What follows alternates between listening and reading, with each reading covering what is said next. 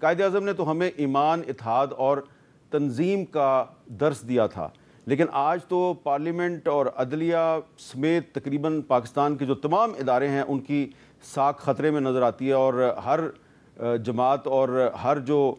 دانشور ہے وہ کسی ادارے کی حمایت کر رہا ہے، کسی ادارے کی مخالفت کر رہا ہے۔ ایسا کیوں ہے؟ تو ہم آج آپ کو یہ بتائیں گے کہ یہ پارلیمنٹ جو آپ کو میرے پیچھے نظر آ رہی ہے، یہ پارلیمنٹ اگر قائد اعظم کی تعلیمات سے، ان کی ڈائریکشن سے اگر نہ ہٹتی تو اس کو آج ان حالات کا سامنا نہ ہوتا جس کا کہ آج اس پارلیمنٹ کو سامنا ہے۔ اور ہم آپ کو بتائیں گے کہ قائد اعظم محمد علی جناح جو ہیں وہ صرف ایک وکیل اور ایک پارلیمنٹیرین نہیں تھے، بلکہ ایک جج بھی تھے، اور بطور جج وہ کس قسم کے فیصلے دیتے تھے۔ وہ جو ہمارے آج کے جج ہیں لوئر کورٹ سے لے کے سپیریئر کورٹ تک، ان کے لیے بھی ایک مشعل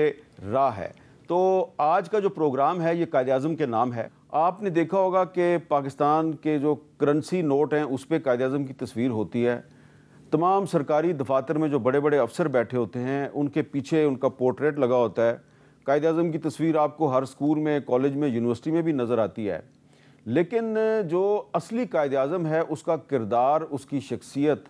اور اس کی تعلیمات جو ہیں وہ ہماری جو کورس کی کتابیں ہیں جو اسکولوں اور کالجوں میں پڑھائی جاتی ہیں وہاں پہ نظر نہیں آتا۔ یہ تو کہا جاتا ہے جی وہ بڑے ایماندار تھے، بڑے ہارڈ ورکنگ تھے، لیکن جو ان کے کردار کے بارے میں بہت سے اہم واقعات ہیں وہ آپ تک نہیں پہنچائے جاتے۔ تو آج کا جو ہمارا خصوصی پروگرام ہے اس میں ہم آپ کو اس قائد اعظم سے روشناس کروانے کی کوشش کریں گے جس قائد اعظم کو اکثر پاکستانی نہیں جانتے۔ سب سے پہلے میں آپ کو یہ بتانا چاہوں گا کہ آپ یہ تو جانتے ہیں کہ قائد اعظم ایک وکیل تھے، بالکل وہ ایک وکیل تھے، اور لندن کا جو ایک معروف تعلیمی ادارہ ہے لنکز ان، اس میں قائد اعظم نے اس لیے داخلہ لیا کہ اس کا جو مین گیٹ تھا اس پہ دنیا کے بڑے بڑے قانون دانوں کے نام تحریر تھے، اور اس میں ایک نام تھا حضرت محمد صلی اللہ علیہ وآلہ وسلم کا، جس کی وجہ سے قائد اعظم نے اس تعلیمی ادارے میں داخلہ لیا۔ اس سے آپ اندازہ لگا سکتے ہیں کہ قائد اعظم کی نبی پاک حضرت محمد صلی اللہ علیہ وآلہ وسلم کے ساتھ کتنی محبت تھی۔ لیکن اس کے ساتھ ہی ساتھ جب قائد اعظم انگلینڈ میں تعلیم حاصل کر رہے تھے تو وہاں پہ لندن میں وہ ایک تھیٹر میں ضرور جاتے تھے جہاں پہ شیکسپیئر کے ڈرامے دکھائے جاتے تھے۔ اور آج میں چاہوں گا کہ ایک ایسی کتاب جو ہے اس کا میں بار بار آپ کو حوالہ دوں جو کہ قائد اعظم کی بہن محترمہ فاطمہ جناح نے لکھی، اور یہ کتاب جو ہے یہ اس پر بدقسمتی سے پاکستان بننے کے بعد اس کتاب پر پابندی رہی، کافی سال تک کتاب شائع نہ ہو سکی، اور پھر جب یہ کتاب شائع ہو گئی تو انگریزی میں شائع ہوئی، لیکن جو اس کا اردو کا ترجمہ تھا اس میں سے بہت چیزیں غائب کر دی گئیں۔ لیکن یہ جو کتاب ہے اس کتاب میں یہ بھی بتایا گیا کہ قائد اعظم کو شیکسپیئر کے ڈرامے بہت پسند تھے، اور ایک زمانہ تھا کہ وہ شیکسپیئر کے کسی ڈرامے میں کام بھی کرنا چاہتے تھے۔ قائد اعظم نے اپنی جو زندگی کے ابتدائی سال تھے جب انہوں نے اپنی پریکٹیکل لائف میں سٹرگل شروع کی تو معاشی تنگ دستی کی وجہ سے، کمزور مالی حالات کی وجہ سے ان کو ایک وقت آیا کہ انہوں نے وکالت چھوڑ کے تو مجسٹریٹ کی نوکری کی اور وہ جج بن گئے، اور یہ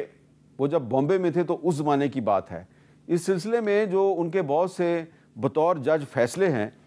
وہ ایک کتاب ہے اس میں محفوظ ہیں، اور اس کتاب کا نام ہے قائد اعظم ایز مجسٹریٹ۔ اور اس کتاب میں آپ دیکھیں گے کہ قائد اعظم نے بطور مجسٹریٹ، بطور جج، انہوں نے ایسے فیصلے کیے جس میں کہ وہ جو جھوٹا مقدمہ ہوتا تھا وہ اس پر بڑی ناپسندیدگی کا اظہار کرتے تھے، اور جھوٹا مقدمہ درج کروانے والے کو کوشش کرتے تھے سزا دے دی جائے۔ لیکن جو سب سے امپورٹنٹ چیز ہے جو آج کے پاکستان کے حوالے سے بڑی اہم ہے وہ یہ ہے کہ اس کتاب میں ایک قائد اعظم کا فیصلہ درج ہے۔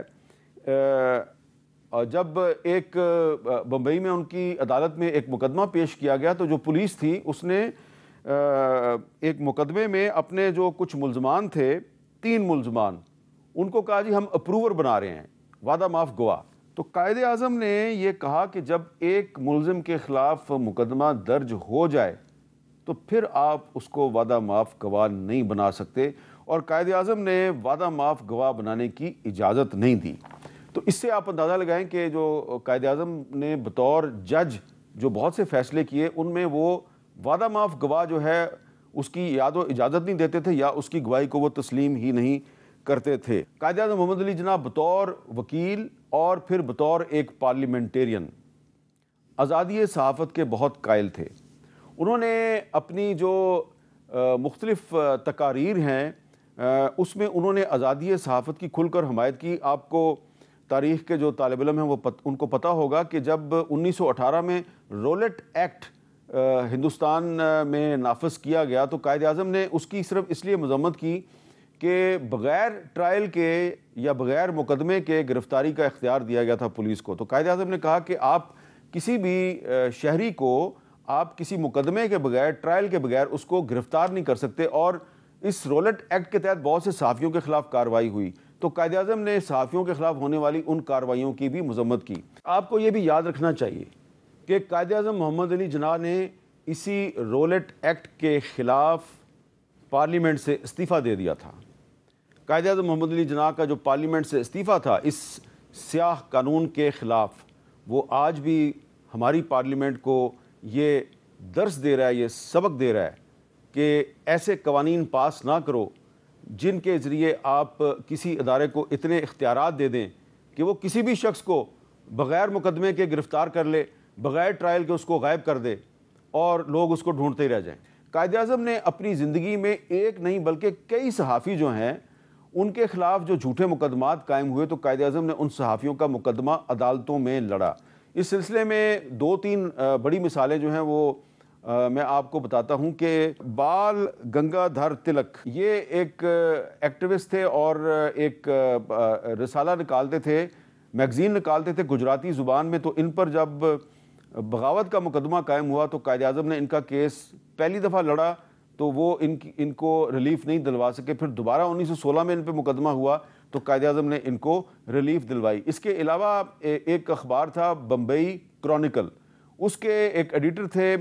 مسٹر ہارنی مین، ان پر بھی مقدمہ درج ہوا۔ قائد اعظم نے ان کی بھی مدد کی اور ان کا بھی مقدمہ لڑا۔ انہوں نے قائد اعظم نے بہت سے صحافیوں کے مقدمات لڑے۔ اور پھر قائد اعظم ہمیشہ جب بھی پریس فریڈم پہ بات کرتے تھے وہ کہتے تھے کہ ہم مادر پدر آزادی کا میں قائل نہیں ہوں، لیکن صحافت پر پابندیاں نہیں لگنی چاہیے، اور اگر کوئی صحافی تعمیری تنقید کرتا ہے تو اس کی ہمیں حوصلہ افزائی کرنی چاہیے۔ قائد اعظم جو ہیں وہ برصغیر پاک و ہند کے ان مسلمان رہنماؤں میں شامل تھے جنہوں نے خواتین کے سیاست میں کردار کی حوصلہ افزائی کی، خواتین کو انکریج کیا کہ آپ پریکٹیکل لائف میں آئیں۔ اور اس سلسلے میں سب سے بڑی مثال ان کی اپنی بہن محترمہ فاطمہ جناح ہے، جو کہ نہ صرف قائد اعظم کے ساتھ ان کی سیاست میں ایکٹیو رہیں بلکہ انہوں نے جو بہت سے جو سماجی کام ہیں ان میں بھی اہم کردار ادا کیا، اور قائد اعظم نے ان کو خود تعلیم دلوائی۔ اور محترمہ فاطمہ جناح جو ہیں وہ ایک پریکٹسنگ ڈینٹسٹ تھیں، لیکن پھر جب وہ قائد اعظم کی مصروفیات بڑھ گئیں تو انہوں نے اپنا جو ڈینٹل کلینک ہے وہ بند کر دیا، اور وہ بھی قائد اعظم کے ساتھ ان کی سیاسی سرگرمیوں میں ان کی مدد کرنی انہوں نے شروع کر دی۔ اور قائد اعظم نے جو آل انڈیا مسلم لیگ تھی اس کا جو ویمن ونگ تھا اس کو بھی آرگنائز کیا، اور خواتین کو انکریج کرتے تھے کہ اس سلسلے میں وہ سیاست میں آئے۔ جب قائد اعظم محمد علی جناح نے پاکستان بننے کے بعد جو پہلی کیبنٹ بنائی، پہلی کابینہ بنائی، تو اس میں جو انہوں نے وفاقی وزیر قانون کا عہدہ ہے وہ ایک ہندو تھے جوگندر ناتھ منڈل۔